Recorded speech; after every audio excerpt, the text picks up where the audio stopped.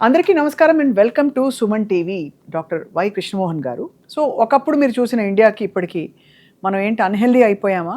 Relatively చాలా మారిపోయామా? India హెల్తీగా ఉండి ఇప్పుడు అన్‌హెల్తీగా ఎందుకు మారిపోయింది అనే చర్చ బాగా జరుగుతోంది. నేనే ఎన్నో అన్‌హెల్తీ ఇండియన్ టాక్ షోస్ చేశాననమాట. బేసికల్లీ మొబైల్ వాడకం కావచ్చు, the way we're prioritising things, పరుగులు ఎక్కడికో.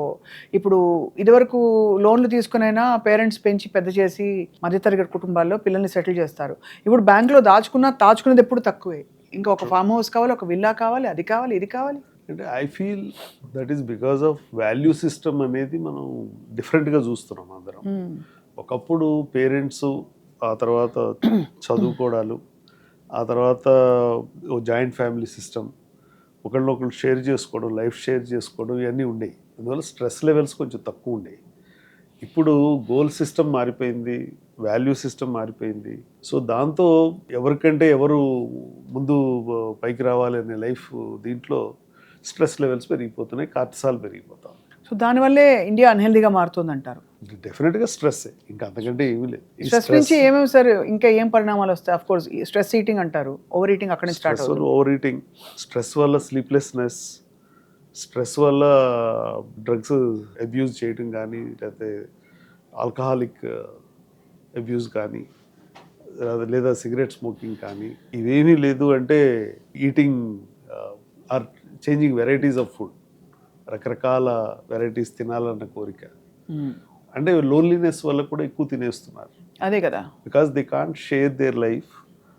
లేదా వాళ్ళకి ఇష్టం ఉండదు. అందరూ ఉన్నా కూడా కొందరు షేర్ చేసుకోవట్లేదు.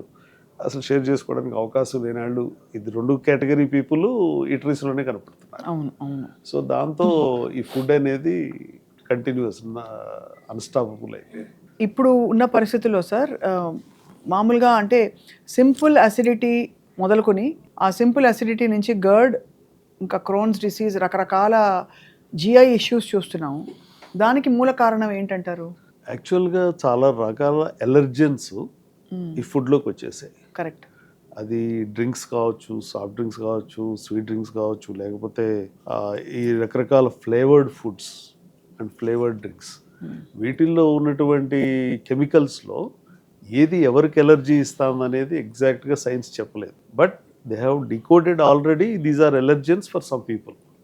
ఈ ఎలర్జెన్స్ వల్ల రకరకాలుగా ఇంటెస్టైన్ రియాక్ట్ అవుతుంది, ఇన్ఫ్లమేషన్ క్రియేట్ చేస్తుంది, వాపు వస్తుంది పేగుల్లో. ఆ వచ్చిన దాన్ని మనం ఐబిడి అను, లేకపోతే ఇవి రన్న క్రోన్స్ డిసీజ్ కానీ, తర్వాత దాంట్లో అల్సర్స్ వస్తాయి, అల్సరేటివ్ కొలైటిస్ కానీ, ఇవన్నీ డెవలప్ అవుతున్నాయి. మళ్ళీ వాటికి ట్రీట్మెంట్స్. సో మనం ఏదైనా తిన్న తర్వాత సార్ ఒక నురుగులాగా ఫ్రాతీగా మనం దగ్గుతూ నురుగులాగా ఇంత మ్యూకస్ లాంటిది గళ్ళ పొట్టలోంచి, నాట్ ఇక్కడి నుంచి కాదు, బయటకు వస్తుందంటే what does it indicate? Gastroparesis ఉండొచ్చు. గ్యాస్ట్రోపెరిసిస్ అంటే స్టమక్ కదలకపోవడం, కదలవలసిన స్పీడ్లో కదలకపోవడం. ఎందుకంటే ఫుడ్ లోపలికి వెళ్ళిన తర్వాత this is all automated through neuro hormonal pathways. So కొంతమందికి డయాబెటీస్ ఉన్న వాళ్ళకి ఈ సిగ్నల్స్ సరిగ్గా పనిచేయవు. సో దాంతో వాళ్ళకి ముందే పొట్ట ఉబ్బిపోయినట్టుగా అనిపిస్తుంది, యాసిడ్ నిలిచిపోతుంది, బైల్ నిలిచిపోతుంది. సో దాంతో కొందరు చాలామంది వేళ్ళు పెట్టి వామిటింగ్ చేసుకుని అప్పుడు అమ్మాయి ఇప్పుడు హ్యాపీగా ఉందనుకుంటారు. అవును, రిలీఫ్ వస్తుంది. ఎందుకంటే ఆ బ్లోటింగ్ తగ్గడం లేదు కనుక. అందుకని తిన్న తర్వాత పర్పస్ఫుల్గా వామిటింగ్ చేసుకునే వాళ్ళు కూడా ఉంటూ ఉంటారు. యాక్చువల్గా ఇవన్నీ చేయక్కర్లా. రీజన్, రూట్ కాజ్ అనాలిసిస్ చేసుకోగలిగితే ఎందుకు నా స్టమక్ ఎందుకు కదలటం లేదు, నాకు ఎందుకు బ్లోటింగ్ వస్తుంది అనేది చూసుకుంటే తెలిసిపోతుంది. అలాగే సార్ కామన్ సిమ్టమ్ తిన్న తర్వాత ఇక్కడ చెస్ట్లో నొప్పి వచ్చి వీపులో కూడా ఎవరో కత్తితో పొడిచినంత భయంకరమైన నొప్పి ఉంటుంది. ఆ నొప్పి అన్బేరబుల్గా ఉంటుంది. మేబీ కొంచెం సేపు అటు ఇటు బాగా కదిలిన తర్వాత ఒక తేనెపు వచ్చి, లేదు ఇంకేమైనా జరిగాక మీరు అన్నట్టు ఇది కొంచెం ఫుడ్ కూడా బయటకు వచ్చాక కొంచెం రిలీఫ్ వస్తుంది.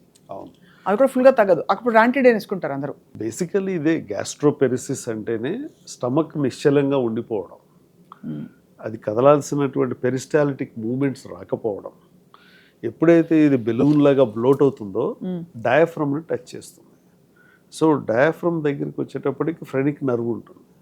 ఈ నర్వ్ ఇరిటేట్ అయినప్పుడు షోల్డర్ పెయిన్ వస్తుంది కొందరికి, అవును, కొందరికి హెడేక్ వస్తుంది, కొందరికి ఎగ్జాక్ట్గా బ్యాక్ సైడ్ పెయిన్ వస్తుంది. సో ఎప్పుడైతే అందుకనే వాటర్ కానీ ఏదైనా తాగి కొంచెం అటు ఇటు నడిస్తే ఆ కంటెంట్ కిందకి వెళ్ళిపోవడం వల్ల మళ్ళీ నార్మల్ అయిపోతుంది. చాలాసార్లు హార్ట్ అటాక్ అని చాలా మంది భయపడతారు సార్. హ్యాండ్ అంతా లాగుతుంది. అవును. సో కానీ దానికి దీనికి తేడా ఏంటంటే హార్ట్ ప్రాబ్లం వచ్చినప్పుడు ఈ లెఫ్ట్ హ్యాండ్ లాగినప్పుడు చెమటలు కూడా పడతాయి, బ్రీతింగ్ డిఫికల్టీ ఉంటుంది, అది హార్ట్ పెయిన్.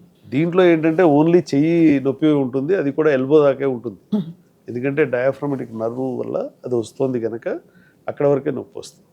సో కానీ యాంగ్జైటీ వల్ల వీళ్ళకి చెమటలు పడుతూ ఉంటాయి కొందరికి. సో అది కొంచెం మనం జాగ్రత్తగా డయాగ్నోస్ చేయగలిగితే చాలా ఈజీగా తెలుసుకోవచ్చు అది.